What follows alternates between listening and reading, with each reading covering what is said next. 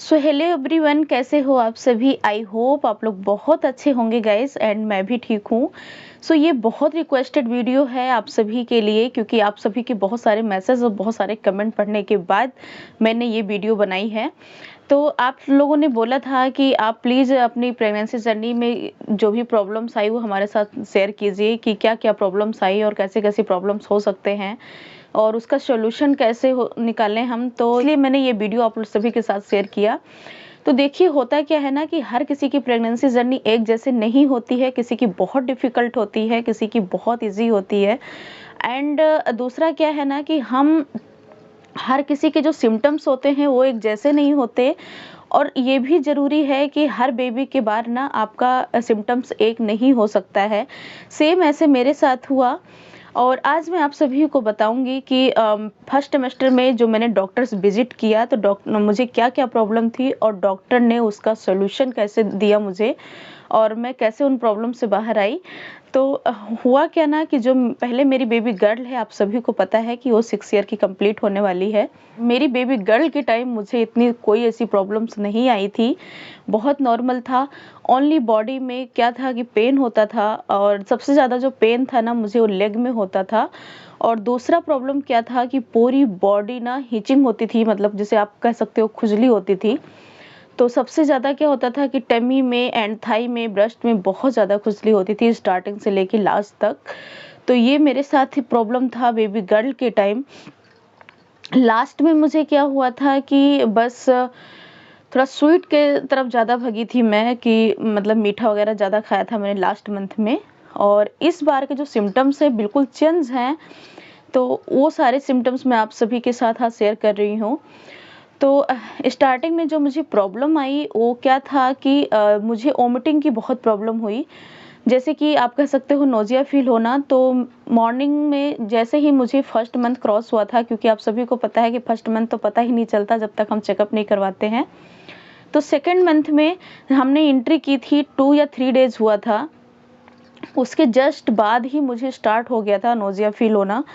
मैं क्या कर रही थी, जैसे मुझे किसी चीज़ की, और खाने में हर एक खाने का, जैसे आप कह सकते हो ओनली मैं चावल से बची, ठीक है? जैसे मैं दूध बॉयल कर रही हूँ या मैं कोई कोई भी सब्ज़ी बना रही हूँ या मैं दाल बना रही हूँ, सबसे ज़्यादा मुझे जो स्मेल आती थी ना, वो दाल और सब्ज़ी से आती थी। मैं बहुत परेशान होती थी, किचन में मेरे से नहीं खड़ा हुआ जाता था बिल्कुल।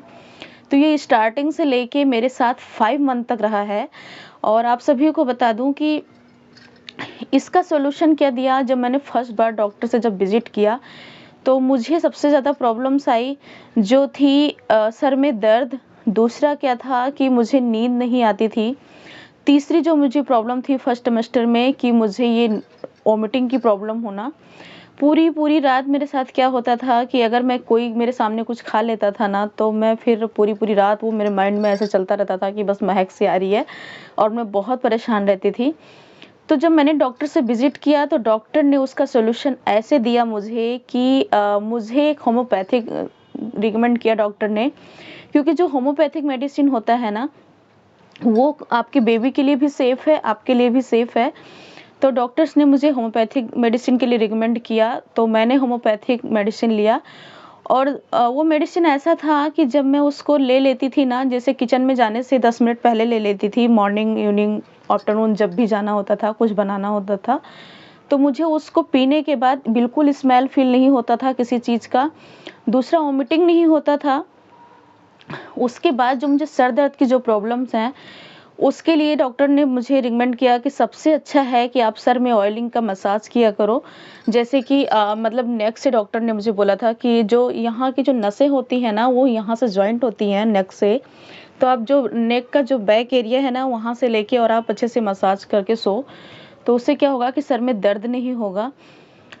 तीसरी जो मुझे प्रॉब्लम हुई कि बहुत ज़्यादा, मतलब आप कह सकते हो कि मतलब नींद नहीं आना।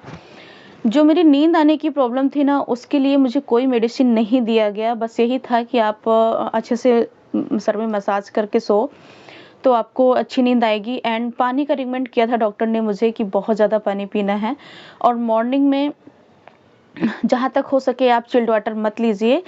तो इस प्रॉब्लम से तो मैं ऐसे निकली। और उसके बाद जो मेरा सेकंड मतलब आप कह सकते हो जो थर्ड मंथ था, थर्ड मंथ में मुझे बहुत सारे चेंजेस आए मेरे बॉडी में। जैसे कि ऐसे होता था कि मुझे आँखों के नीचे ऐसे लगता था कि स्वेलिंग हो एंड पैर में हल्का-फुल्का ऐसे मतलब भारीपन-सा फ़ील होना, कि जब मैं चलती थी ना तो मुझे बहुत ज़्यादा ऐसे फ़ील होता था कि मेरे पैर बस डबल हो गए हों एंड कमर में दर्द, ये सारी चीज़ें मेरे साथ हुआ। तो इस ये सब का मुझे एक ही सॉल्यूशन दिया डॉक्टर ने कि आपको क्या करना है कि इन सब छोटी-छोटी प्रॉब्लम्स के लिए अगर आप मेडिसिन लेते हो, तो मेडिसिन कहीं न कहीं साइड इफ़ेक्ट करता है जो आपके बेबी के लिए भी सेफ़ नहीं होगा और आपके लिए भी नहीं होगा। तो जहाँ तक हो सकता है अपनी प्रेगनेंसी को हेल्दी बनाओ, ठीक है? तो उसके लिए डॉक्टर ने मुझे रिकमेंड किया था कि विटामिन सी आपको लेना है। जैसे कि फ्रूट में डॉक्टर ने मुझे बोला था, मैं आप सभी को दिखा देती हूँ अभी। कुछ ऐसी चीज़ें जो डॉक्टर्स ने मुझे रिकमेंड किया था खाने के लिए, डाइट में शामिल करने के लिए, तो आप सभी के साथ मैं शेयर कर रही हूँ, आप प्लीज़ अभी देखिएगा। तो यहाँ पे आपको अच्छे से समझ में आ रहा होगा।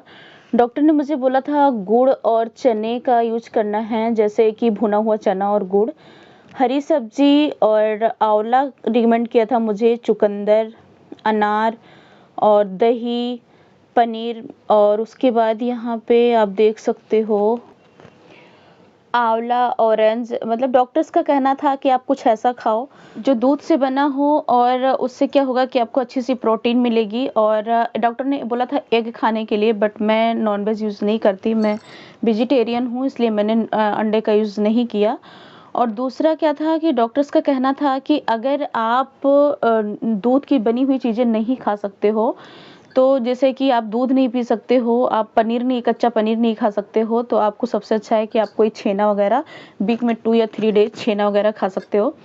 तो मैंने इन सब चीज़ों को बीच-बीच में ऐड किया क्योंकि दूध की स्मेल मुझे बिल्कुल पसंद नहीं थी। तो अगर आपके भी साथ ऐसी प्रॉब्लम्स हो रही है प्रेगनेंसी जर्नी के स्टार्टिंग में, तो आप लोग भी मेडिसिन ना लेके इन छोटे-छोटे टिप्स को यूज़ कीजिए और अपने ये प्रॉब्लम से बाहर आ जाइए, ठीक है? और अपनी प्रेगनेंसी को बहुत अच्छे से हेल्दी और एक्टिव बनाइए। So thank you so much for watching. अगर आप मेरे चैनल पे न्यू हो तो प्लीज़ चैनल को ज़्यादा से ज़्यादा शेयर कीजिएगा और सब्सक्राइब कीजिएगा और बेल आइकन को भी ऑन कीजिएगा, ताकि जो भी मैं वीडियो यहाँ से अपलोड करूँ वो आप सब तक नोटिफिकेशन पहुँच जाए। और कोशिश करूँगी कि मेरे साथ जो प्रॉब्लम्स आ रही है उसका सॉल्यूशन क्या है, तो आप सभी के साथ मंथ बाय मंथ का जो प्रॉब्लम्स है वो मैं आप सभी के साथ शेयर करूँगी। सो प्लीज़ वीडियो को पूरा देखिएगा। Thank you so much.